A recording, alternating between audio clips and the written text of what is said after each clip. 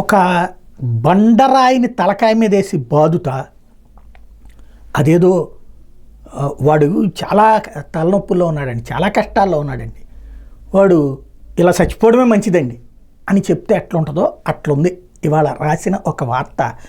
రద్దీ రహదారుల అభివృద్ధి హెడ్డింగ్ చూడగానే అబ్బా చంద్రబాబు గారు వచ్చారు, రోడ్లు బాగుపడిపోతున్నాయని సంతోషపడిపోతాం.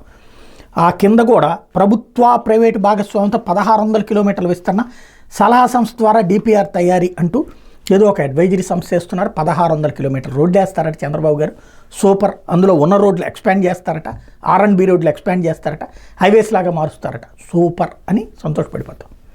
అసలు లాజిక్ ఏంటో తెలుసా? అసలు విషయాన్ని జాగ్రత్తగా లోపలికి తీసుకొచ్చారు. ఏంటంటే వాహన రద్దీ ఎక్కువగా ఉన్న రోడ్లను ఎంపిక చేసి వాటిని 7 నుంచి 10 మీటర్ల మేర విస్తరించేందుకు ప్రతిపాదిస్తారు. టెండర్లు పిలిచి గుత్తేదారులకి అంటే కాంట్రాక్టర్లకి ఆ రహదారుల విస్తరణతో పాటు కొంతకాలం నిర్వహణ కూడా అప్పగించబోతున్నారు. ఇది చూసినప్పుడు కూడా అబ్బా అయితే పర్మనెంట్ మెయింటెనెన్స్ కూడా ఉంటుంది అని సంతోషపడతాం. అసలు భారం ఇక్కడ చూడండి. ఇందుకయ్యే వ్యయాన్ని గుత్తేదారు టోల్ రూపంలో వసూలు చేసుకునేందుకు వీలు కల్పించే అవకాశాలు పరిశీలిస్తున్నారు. ఒకవేళ విస్తరణకు అయ్యే వ్యయం మేరకు టోల్ వచ్చే అవకాశం లేకపోతే ఆ మిగిలిన మొత్తాన్ని వైబిలిటీ గ్యాప్ ఫండ్ రూపంలో ప్రభుత్వం సర్దుబాటు చేసేలా చూడాలని భావిస్తున్నారు. అంటే ఇప్పుడు హైవేస్ ఎందుకు కడతారు? పీపీపీ పద్ధతిలో ఒక 20 కోట్ల రూపాయల కిలోమీటర్కి కేంద్ర ప్రభుత్వం ఇస్తుంది. మిగతా డబ్బులు టోల్ గేట్ల ద్వారా వసూలు చేసుకోవాలి. వాళ్ళకి 30 ఏళ్ళు మెయింటెనెన్స్ కూడా చూసుకోవాలి. అది వాటి పద్ధతి. ఇప్పుడు అది రాష్ట్ర రహదారులకు కూడా తెచ్చేస్తారట. అంటే అడుగడుగునా ఇక ఎట్టించి ఎటుపోవాలన్నా మనకి టోల్ గేట్ డబ్బులు కట్టాలన్నమాట.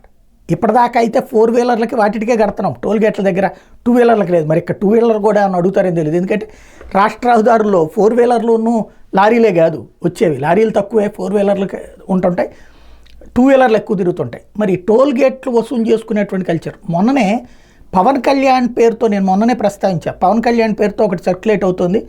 పవన్ కళ్యాణ్ రోడ్డు బాగు చేయడానికి అవసరమైతే టోల్ గేట్లు పెట్టండి అన్నారు అని ఒక ప్రచారం చేశారు. నేను ఆ రోజునే దాని మీద 2-3 వీడియోలు కూడా చేశాను. పవన్ కళ్యాణ్ గారు దీన్ని కన్ఫర్మ్ చేయకపోతే, ఖండించకపోతే ఆయనే చేయించాడని రేపు పొద్దున వస్తాను. అంటే ముందుగా తాము చేయాలనుకుంది పవన్ నెత్తిని ఈ నెపాన్ని పెడుతున్నట్టున్నారు. టోల్ గేట్లని ఇప్పటికే మొన్న ఎందుకు నేషనల్ హైవేకి సంబంధించి విశాఖపట్నంలో నేషనల్ హైవే మీదనే ఉంది అగనంపూడి. ఒకప్పుడు అగనంపూడి ఊరు చివర ఉంది, ఇప్పుడు అగనంపూడి కూడా ఊళ్ళో భాగమైంది. కాబట్టి ఆ టోల్ గేట్ని జనసేన వాళ్ళు ధ్వంసం చేశారా లేదా దాన్ని?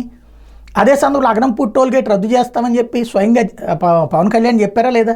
దాని మేరకే ధ్వంసం చేశామని చెప్పారు లేదా? ఇప్పుడు కొత్తగా టోల్ గేట్లు కడతారట.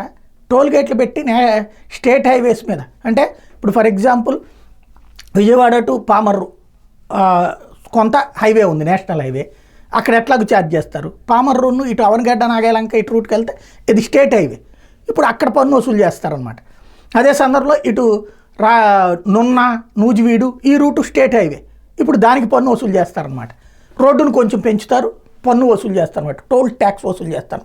అంటే చావు కబురు చల్లగా చెప్పేటటువంటి వార్తలు మనం ఇప్పుడే చూడాలి.